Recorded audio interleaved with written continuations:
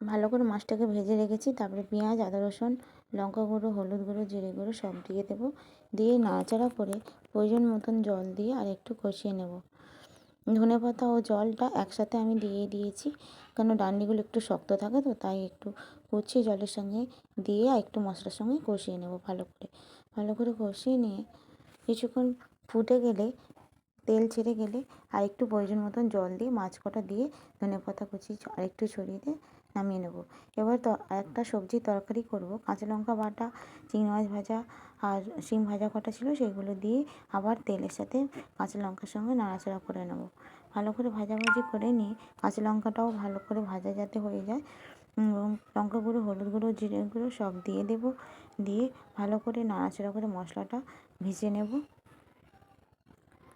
ভেজে নিয়ে বাঁধাকপি আমার একটু ভেজে তুলে রাখা ছিল, বাঁধাকপিটা দিয়ে দেবো। বাঁধাকপিটা দিয়ে একটু প্রয়োজন মতন জল দিয়ে চাপা দিয়ে দেবো। ব্যাস, এরমভাবে তরকারি করে খেয়ে দেখবে।